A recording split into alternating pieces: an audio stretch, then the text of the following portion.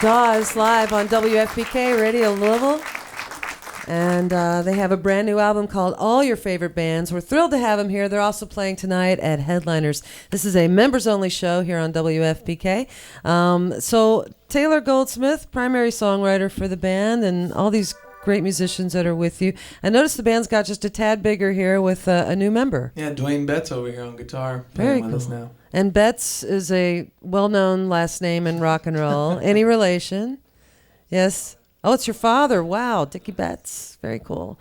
Wow. Well, how did that happen? How did you guys meet? And We grew up in Malibu out together. And our good friend Blake Mills, who I was in bands with growing up, me and Griffin and Blake would see Dwayne play all the time with bands around Malibu. And we were all big fans of his, and then we stayed friends through the years. all right. So this new album, All Your Favorite Bands, I noticed that it's produced by Dave Rawlings, who's one of my favorite guitarists and producers. He's a fantastic producer. How did that come about? He's been a friend for a long, long time. He's always been, we played with him a bunch, and he's always been, curious and invested in what was going on with our band, just like any friend would be. And because he lives in LA part of the time, and then in Nashville part of the time. And with this record coming around, I actually asked him, who do you think would be a good fit for us for a producer? And because I knew he was a producer, and I love all of the records that he's made, which is not always an easy thing to say about a producer's catalog. But I just didn't think he did anything, outside of a certain close-knit family, like, the Gill records, his own records, and then Old Crow and Robin Hitchcock. It seemed to be a very tight-knit circle of records that he would produce. So when I had mentioned it to him, I didn't really think that he would, throw his name in the hat. But he's like, let me think about that. And then he got back to me. He's like, I could do this. I know. And it was a really exciting conversation to have with him, because obviously, we're, maybe not right now, but we're typically more of a loud rock and roll band. And he had said, I'm confident that I know how to do like 60% of this. The rest of it, we'll just have to see how it goes, because I've never done something like this. But he said that's typically when I'm most excited making music. So I think it was a thrill for all of us, because we were all sort of, we had no idea what was going to come out of it. And I heard it was a very different process for you to do as well. Yeah, it was very live. We all, unfortunately, we hadn't connected with Dwayne yet, so it was just the four of us. But we did it all very live, facing each other. I was singing the songs, I was playing the solos. Tay was playing two keyboards at once. We were all very much performing the record. And then even weirder than that, because I guess that's not that strange, but we wouldn't listen to the takes. We would just kind of we'd play it 4 or 5 times, and then just go on to the next song. So we were like 8 songs in before we even heard anything back. Because Dave really liked the idea of not letting what was coming out of the speakers kind of inform our impression of the way we were playing. He had said, I really like, you guys can do whatever you want. If you guys want to go listen, you can. But I like how you guys are playing without that sort of self-consciousness that goes along with being a recording artist, where when I sing this way, or when I hit the guitar this way, it does this through the speakers. To kind of remove that element from our perception of what we were doing, I think that was really helpful. It kept things very free and very fun. It also took a tremendous amount of trust on your part, I would think. Yeah, totally. I mean, eventually we definitely were, okay, Dave, we have to hear something. This is getting scary. We're 8 songs into a record we've never heard. Right.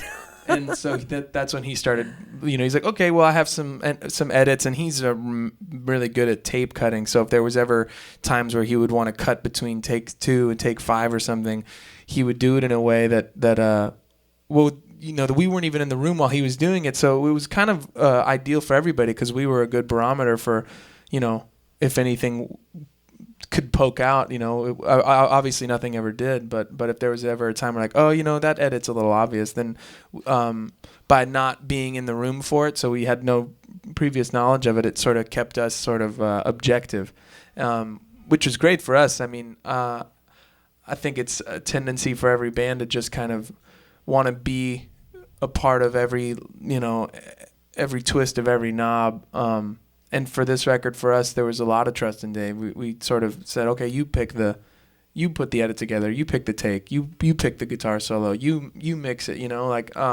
which obviously he's done such a great job on everything he's ever worked on with, so it was very easy for us to sort of hand that off, and it just allowed us to focus on doing what we do, which I think was just better for everybody. Well, your songs are very well crafted, Taylor. I would think they're probably like your babies in a way. It would be difficult to just turn it over, let somebody just rearrange or, cut this, cut that. That had to be challenging. Yeah, Yeah. Dave's he has such a deep knowledge of songwriting as well. Mm-hmm. So Griffin and I actually went up there about a month before just to sit down with acoustic guitars and work on the songs in just their simplest forms. Mm-hmm. And that was actually scary because those are the moments where you feel like, oh wait, I don't like this is what means most to me is just these songs. But Dave was very respectful of that and very I feel like he approaches it with that same reverence that I would hope any producer would. Mm-hmm. And so there was a lot of respect and there was a lot of trust in each other. When it came to the recording, we've all felt confident in knowing how to cook up a song as a band, but beyond that, at least personally, my knowledge is very limited. I don't, it's very easy for me to walk into a studio and start talking about, don't you want to use more of that effect or turn more of that up? But the reality is I don't know what I'm talking about. All Your Favorite Bands is the name of the new album. It's also the name of the song I think you're going to do next. Yeah. And I was hoping maybe you could talk about that song. The song is full of hope, but the album is a breakup record, but a breakup record without blame, right, which is really interesting to me. I think it's a really cool take on what would be a breakup album. Or maybe I'm just trying not to admit it's all my fault. It's funny, I didn't see it as a breakup record, but I guess looking back on a lot of those songs, it's pretty obvious that that's what a lot of those songs are dealing with. I just sort of wrote them as they came. And then some of the songs, like this song, are they have nothing to do with the person that the other songs are about. But this song is about someone who's, kind of taking their first steps into adulthood and still holding on to that innocence that I feel like we all, wish on some level we can retain for ourselves. And something like your favorite band growing up, that's something you identify with. That's something you feel represented by in a way that you don't in any other way in those formative years. I feel like bands, at least my favorite bands, they spoke for me. That was a way for me to explain to other people who I was, because I had no better way to do it. It's like, oh well, if you really want to get to know me, you got to listen to them. And I think that's a very singular experience that's reserved to music. Maybe because it's the perfect combination of art, but also with popular culture in a way that other mediums aren't necessarily. So to be able to go through life, and I don't know. I think there's a thing about if you're if you grew up at a time when REM was this big thing for you, and then a few years ago you see that they're breaking up, like that's got to do something to that teenage version of you. Mm-hmm. So I guess that's kind of where the feeling is coming from. All right, all your favorite bands. Here's Dawes on FBK. Dawes live on WFBK for a members-only show, and they're playing tonight at Headliners. Their new album's called All Your Favorite Bands. You just heard the title track. And Taylor, you were talking about the sentiment behind this song. Who are your favorite bands? I guess it's always changing around. One cool thing that happened hanging out here in Louisville yesterday is Griffin actually heard his voice. We were all going to go meet at dinner, and then we were down at I think it's called the Louisville Beer Store. Yeah. And then Griffin thought, oh, I think that's Will Oldham's voice singing. And he's one of our favorite songwriters of all time. And so it's just funny coming to Louisville, knowing he's from here, and then all of a sudden you're walking down the street, and then next thing you know you're watching him play in front of 30 people in the back of a beer store. It's something that sounds like you just make up. It's like we were making a joke. It's like going to Chicago and just being like, oh, there's Michael Jordan walking around. I knew he was here, but didn't think I'd see him. I know. And so that was really special to get to come down here and then all of a sudden be standing 10 feet away from one of our musical heroes. That must have been an impromptu show. I had no idea about it. It sounds great, though. Yeah, it was really cool. He has this new single out and stuff, and so it was something to do. They were selling it there, and they had a beer named after it. Mm-hmm. I think. Yes, I believe that. I believe that's true. Also, well, that's happened to me too. Like I'll go into Kroger and see one of my morning jacket guys, right. and it's just it's kind of surreal, yet it's very normal. Yeah, this is where we are. Yeah, it's a cool musical city. Well, you all have been coming here since basically the beginning. 2009 was your first record, North Hills, and you started coming to Louisville shortly thereafter, because I know FBK played the record, and now you're into your fourth one, all your favorite bands.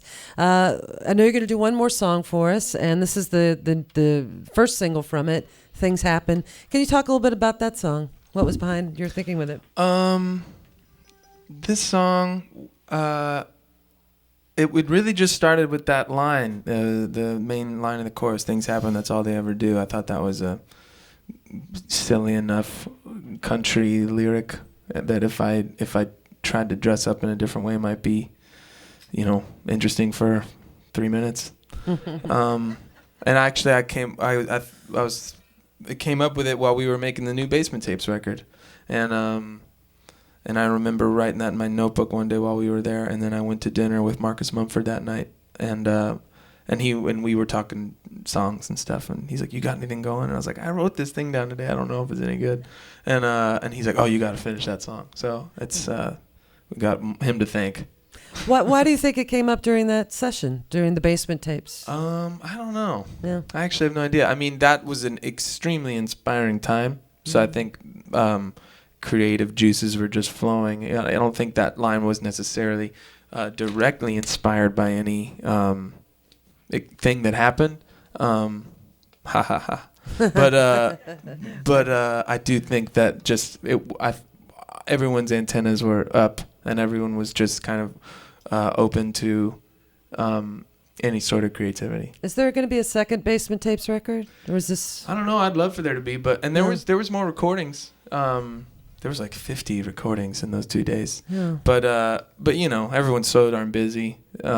Almost everybody except Elvis, but he puts out records so fast, so I wouldn't be surprised if he put out a record in 2015 as well. Right. But everybody else has put out their respective albums, so I feel like we all have our work cut out for us for the next few years. But yeah, maybe it'd be wonderful to get back together with those folks. It would. That was an amazing project. As is this new record, all your favorite bands from Dawes. Let's welcome them once again to WFPK Radio Louisville.